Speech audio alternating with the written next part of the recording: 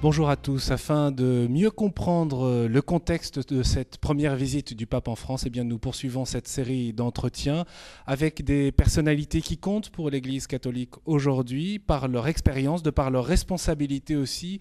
Ils nous permettent d'éclairer les enjeux de cette visite et nous sommes accueillis ici à Rome par le cardinal Franck Rodet. Bonjour Éminence. Bonjour. C'est donc une mise en perspective depuis Rome dans cette émission. Vous êtes préfet de la congrégation pour les instituts de vie consacrée et les sociétés de vie apostolique. C'est un nom compliqué qui en fait parle d'une chose très simple, la vie religieuse à travers le monde. D'ailleurs, combien y a-t-il de religieux religieuses à travers le monde? Un chiffre assez impressionnant. Eh bien, les religieux et les religieuses sont aujourd'hui à peu près 1,32 million. Plus d'un million de religieux et de religieuses qui sont tous à peu près actifs.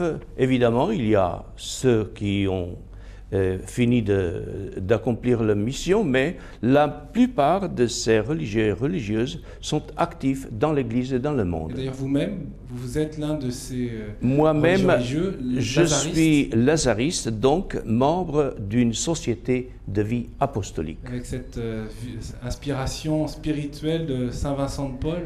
De Saint Vincent de Paul qui avait comme mission le soin des pauvres, des malades, des abandonnés, mais aussi la formation du clergé, qui était une des grandes tâches de l'Église de France au XVIIe siècle. D'ailleurs, vous avez été formé à Paris, ordonné à Paris. J'ai même été formé à Paris par les lazaristes et j'ai fait mes études à l'Institut catholique de Paris. J'ai été ordonné dans la chapelle des lazaristes, rue de Sèvres, par Monseigneur André Defebvre, un évêque lazariste expulsé de Chine. Il était évêque de Ningpo en Chine. Et c'est ce qui explique aussi l'intérêt que vous portez particulièrement à la France et aussi à la vie religieuse en France. On va y revenir parce que vous avez achevé au printemps une visite de ces religieux religieuses en France. Vous allez nous en parler dans un instant, Émile. Je voudrais dire que vous êtes slovène. Oui, je suis né en Slovénie, mais ma vie a été assez, si vous voulez, diversifiée.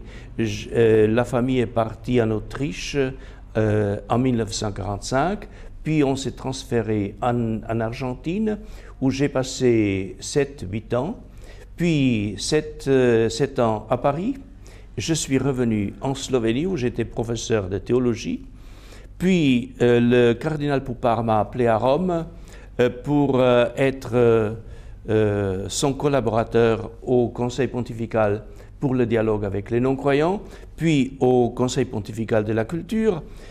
Entre-temps, ou après cela, j'ai été appelé par Jean-Paul II à devenir archevêque de Ljubljana, dans mon pays, et je croyais que c'était vraiment la dernière étape de ma vie. Le pape Jean-Paul II l'a pensé autrement, et il m'a demandé à revenir à Rome pour prendre le poste de préfet des instituts de vie consacrés et des sociétés de vie apostolique. Voilà. Et vous nous recevez dans ces bureaux, dans vos bureaux qui donnent sur la place Saint-Pierre d'ailleurs, voilà.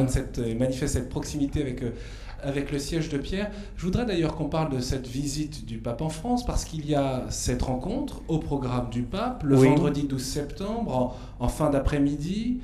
Les Vêpres, en la cathédrale Notre-Dame de Paris, avec les religieux, religieuses, avec également les prêtres, les diacres et les séminaristes. On a remarqué que lors de chaque voyage apostolique du pape Benoît XVI, il y avait cette rencontre qui est à la fois, bien sûr, un temps de prière commun, mais où on peut particulièrement constater une grande proximité entre le pape et tous ceux et celles qui ont choisi la vie consacrée.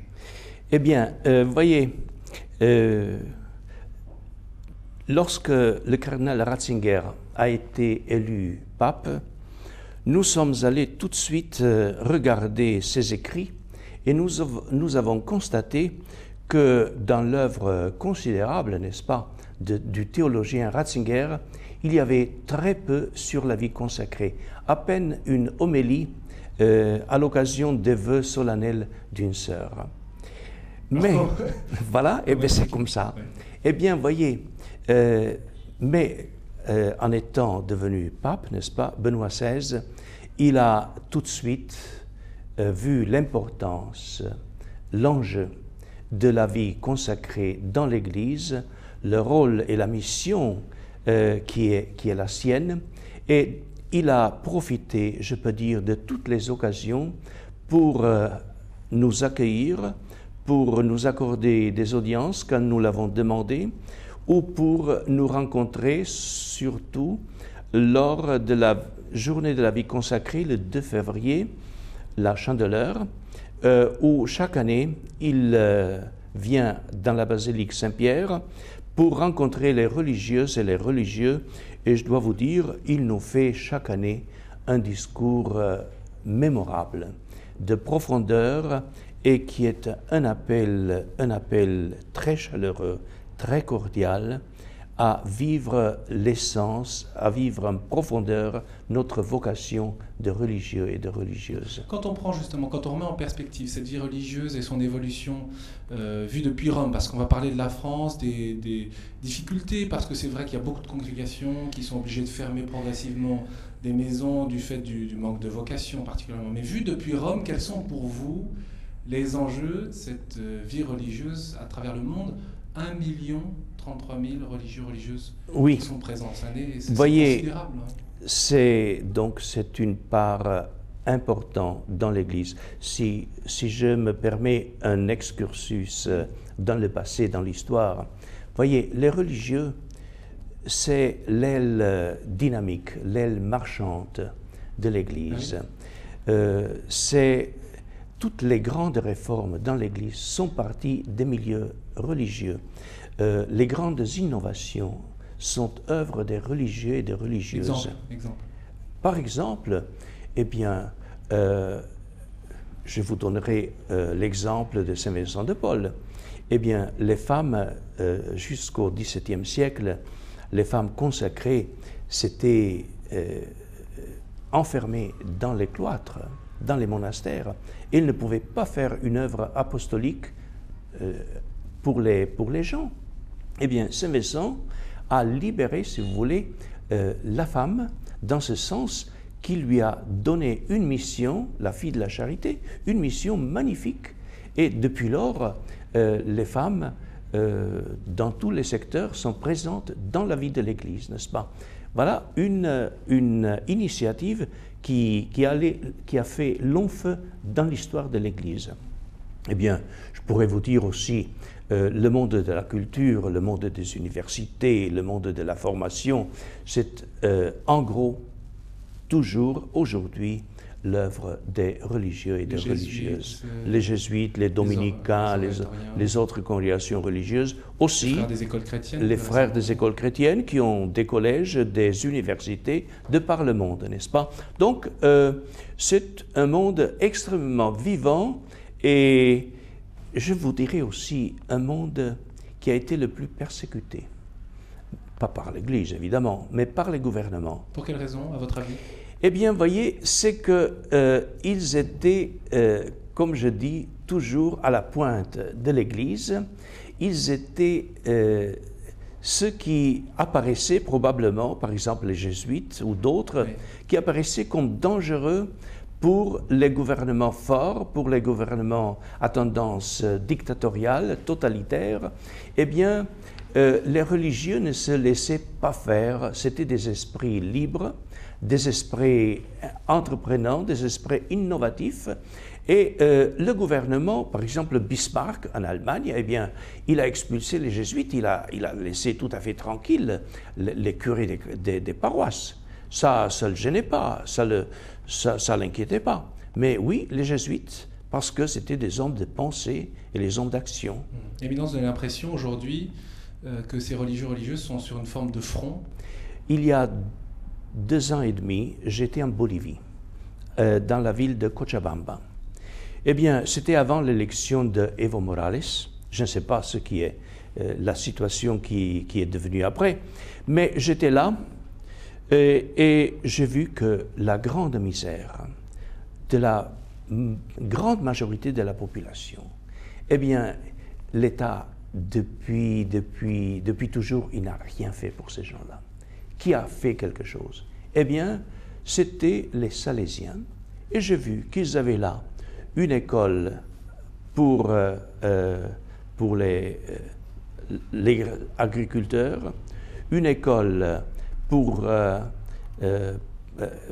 les autres métiers, un hôpital ou un dispensaire plutôt pour les gens qui étaient là tous les jours, un collège pour jeunes filles, 2000 jeunes filles, et ils avaient acheté un terrain de 10 hectares avec l'intention de fonder une université catholique. Vous voyez, tout ce qui avait été fait dans ce secteur pour la promotion de l'homme, pour la formation, pour l'éducation des gens, aussi pour les soins de santé, eh bien, c'était l'œuvre des religieux et des religieuses. Et en même temps, on a l'impression, notamment vu de France, qu'il y a une forme de repli de cette vie consacrée. Eh bien, c'est quand même une réalité. Ça, c'est une autre réalité, voyez. Il faut bien le dire que après le Concile Vatican II, et peut-être déjà avant, la vie religieuse est entrée dans une période difficile. Une période difficile, on ne peut pas le nier. Le point de départ, vous dites, c'est le Concile Vatican II? Je dirais que le point de départ, c'est probablement une certaine interprétation du Concile Vatican II. Vous voyez, le Concile Vatican II avait parlé de renouveau dans la continuité. Or, beaucoup de congrégations religieuses, ou certaines congrégations religieuses, ont compris que le Concile Vatican II avait fait un appel dans le sens de la sécularisation. Sécularisez-vous, rapprochez-vous des gens, rapprochez-vous du monde. Eh bien, et en soi, ça paraît pas. C'est pas mal. C'est-à-dire, c'est que c'était une manière de rencontrer le monde contemporain, de s'approcher de la mentalité de l'homme d'aujourd'hui, mais disons le défaut, si vous voulez, dans cette démarche, c'est qu'on a perdu, dans une certaine mesure, son identité. Voilà. On a sacrifié des valeurs essentielles de la vie religieuse. Lesquelles? Bon, par exemple, la vie communautaire, l'éclatement des communautés. On a la prière, on l'a reléguée comme quelque chose de très peu d'importance. La pauvreté n'était pas tellement sentie comme une valeur évangélique. Ne parlons pas de l'obéissance, par exemple. Donc, il y avait toute une invasion de l'esprit mondain dans les communautés religieuses qui leur a fait perdre leur identité. Et pour commencer, je sais que ce n'est pas essentiel, mais j'estime que cela a une certaine importance, la visibilité. Les religieux, on parle beaucoup de visibilité aujourd'hui. Les religieux ont abandonné tout signe de vie religieuse en abandonnant l'habit ou autre signe d'appartenance à telle ou telle congrégation religieuse. Donc, ils sont là dans la foule et ils ne sont pas reconnaissables. Et cela, vous voyez, cela n'a pas été un facteur positif pour ces congrégations religieuses. Cela leur a coûté beaucoup, leur a coûté cher. Ce qui fait que beaucoup de congrégations religieuses ont perdu dans ces 40 dernières années 30, 40, 50, même 60% de leurs effectifs. Et la source des vocations s'est tarie. Donc, vieillissement, manque de vocation, abandon des œuvres, voilà ces symptômes de crise, n'est-ce pas? Donc il y a bien une forme de repli dans cette... Mais il y a une forme de reprise ou de repris dans la vie religieuse. Je sais que, surtout après le discours du pape Benoît XVI du 22 décembre 2005, où il a fait une lecture, une lecture de Vatican II. Il a dit, voilà, il y a deux lectures de Vatican II. Vatican II comme rupture avec le passé, Vatican II comme renouveau dans la continuité. Ceux qui ont compris qu'il fallait faire une rupture, consommer une rupture, eh bien, ont eu des fruits amers de cette décision. Alors que ceux qui sont renouvelés dans le respect de la continuité, en conservant les valeurs essentielles de la vie religieuse ou de leur charisme, eh bien, ces congrégations jouissent d'un état de santé assez bon. Eh bien, je crois que la plupart des congrégations religieuses, surtout les jeunes, on me dit par exemple, les jeunes jésuites, ils ne tolèrent pas les pratiques ou la mentalité des jésuites de 68. On me le dit ça souvent. Votre propos est polémique entre les différentes générations. Ah ben oui, il y a certainement une polémique qui est certainement, je dirais, très positive. Très positive, très... Il faut dire les choses pour vous, Éminence? Il faut pouvoir être clair, direct. Ben, ils le disent, et je leur dis clairement, par exemple, lorsque j'ai eu la messe d'ouverture de la congrégation des générales des Jésuites dans l'église du Jésus ici à Rome, eh bien, j'ai parlé très clairement, et on m'a dit que les jeunes jésuites des États-Unis ont beaucoup apprécié cette homélie qui mettait un peu les points sur les i. C'est-à-dire eh bien, par exemple, le sensus ecclesiae. Le sens de l'Église. Le sens de l'Église, qu'un jésuite qui a fait vœu d'obéissance au pape ne devait pas se permettre certaines choses, n'est-ce pas, dans ses écrits ou dans ses attitudes. Eh bien, plus de fidélité à l'Église, plus d'obéissance au pape, eh bien, cela a été apprécié par les jeunes. Quand vous dites cela, quand on vous entend, on a plutôt le sentiment de voir Rome qui serre les boulons, c'est aussi l'expression un peu populaire qu'on emploie. Oui. Qu'est-ce qu'il y a de bien fondé dans cette démarche pour vous? Et est-ce que vous êtes d'accord finalement avec ce propos? Vous savez, je crois que Rome, ou le Saint-Siège, a son rôle à jouer dans le gouvernement de l'Église. Et c'est quoi? C'est que les valeurs fondamentales de l'Évangile soient vécues, que le charisme des congrégations religieuses soit maintenu vivant. Nous n'imposons rien, nous voulons seulement, et nous faisons le possible pour que ce qui a été voulu et proposé par les fondateurs et les fondatrices et après approuvé par Rome, que cela soit respecté et vécu.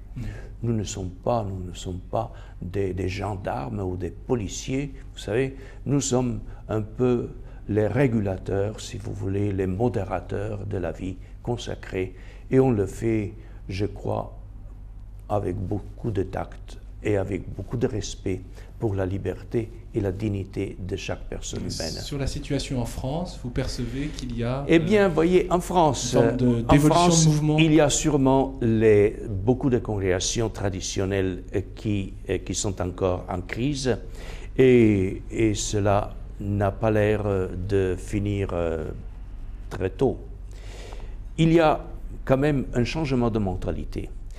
On se rend compte à peu près qu'on avait fait fausse route, que cet esprit de sécularisation, cet esprit d'embourgeoisement, cet esprit de médiocrité qui s'est introduit dans les communautés religieuses n'a pas donné de grands résultats, n'a pas été positif. Je crois que cela pénètre à peu près dans toutes les consciences et que tout le monde est d'accord là-dessus. À partir de là, qu'est-ce qu'on fait? Mais à partir de là, donc, à corriger un peu son style de vie, sa manière de penser, sa manière de vivre. Mais il y a une réaction qui vient du dehors, si vous voulez, et qui pénètre dans le monde des congrégations religieuses. Les nouvelles congrégations religieuses en France, par exemple. Vous avez des congrégations religieuses comme la Fraternité de Bethléem, de Saint-Bruno et de l'Assomption. Vous avez la fraternité de Jérusalem. Vous avez en Belgique la fraternité de Tibériade. Vous avez la communauté de Saint-Jean. Et vous avez Chemin Neuf. Et vous avez Notre-Dame de Vie. Et d'autres congrégations religieuses ou instituts séculiers, n'est-ce pas, qui sont, il faut bien le dire, ce sont une réaction contre ce relâchement qui a été assez fréquent et assez diffus dans les congrégations religieuses après le Concile. Finalement, si vous parlez d'une manière aussi claire, Éminence, n'est-ce pas, au regard des enjeux de l'évangélisation, de la mission. Et vous l'avez dit à demi-mot tout à l'heure que ces religieuses avaient fait considérablement finalement pour la mission dans le monde au cours des derniers siècles. Oui, bien sûr. Remarquez, encore aujourd'hui, quand je reviens de mes voyages de par le monde, par exemple en Amérique du Nord ou en Amérique latine ou en Afrique, en Asie, j'ai pas fait des voyages récemment, dernièrement, mais j'ai envie de dire, la première chose que j'ai envie de dire au pape quand je le rencontre, Saint-Père, vous êtes à la guide d'une église magnifique. Vous savez, il y a tellement de bonne volonté, il y a tellement de volonté d'aider les gens qui sont dans les difficultés, dans la misère, dans la souffrance. Il y a tellement de bonne volonté d'affermir les valeurs de l'Évangile qui aident les gens à passer à un niveau supérieur, n'est-ce pas, de vie. Une telle volonté de faire resplendir la lumière de l'Évangile et de faire connaître Jésus-Christ comme le Sauveur de l'homme, le Rédempteur de l'homme, eh bien, c'est quelque chose qui vous coupe le souffle, vous savez. C'est magnifique. Et ça, il y a des milliers de personnes, je dirais, surtout les femmes, surtout les religieuses, qui sont merveilleuses. Oui, d'ailleurs, on perçoit aussi de la part de Benoît XVI cette même sollicitude, cette même proximité, j'en ai parlé tout à l'heure, lors de ces différentes rencontres, que ce soit à New York, que ce soit en Pologne, que ce soit aussi en Autriche, au cours de ces différents voyages du pape à l'étranger, cette proximité lors de ces rencontres avec les religieux, religieuses, avec également les prêtres et les séminaristes. Je voudrais quand même revenir sur l'un des points, cette notion de combat pour l'évangélisation, cette notion d'être sur le front. Est-ce que finalement les religieux, religieuses ne sont pas particulièrement attaqués aussi dans leur vie intérieure, leur vie spirituelle? Paraît-il que la nuit, par exemple, est un lieu et un moment extrêmement difficile? La nuit. Oui, remarquez, je crois que certainement ce combat est difficile du fait de la fragilité de la personne humaine, de la fragilité des consacrés. Vous savez, on n'est pas à l'abri, on n'est pas de marbre, on n'est pas une fois qu'on a fait les vœux, qu'on a promis de se consacrer au Seigneur et de se donner à l'Église, on reste homme, on reste femme, avec toute la fragilité de l'être humain, n'est-ce pas?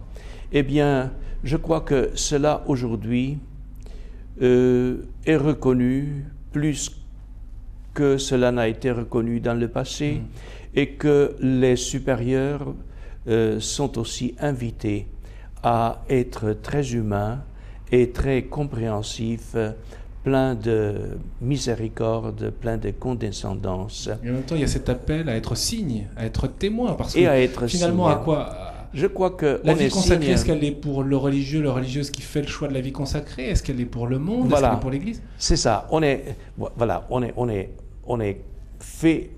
religieux pour être signe. Signe de quoi? Signe de la présence de Dieu dans l'histoire, dans votre vie personnelle, dans la vie personnelle des gens, de la présence de Dieu comme source de liberté et de dignité pour chaque être humain, source d'espérance et source de liberté. C'est Dieu qui est celui qui porte l'espérance. Voyez, comme disait, ici je pousse les choses assez loin en citant souvent une pensée du poète Pierre Emmanuel qui dit « Vivre pour Dieu ou vivre pour la mort ?» Eh bien, si on intègre Dieu dans sa vie, si Dieu est présent comme la grande lumière dans votre vie, eh bien, votre vie est pleine d'espérance, est une vie de liberté, de joie, de paix intérieure, qui vous pousse aussi à la solidarité et à la fraternité avec tous les hommes, n'est-ce pas?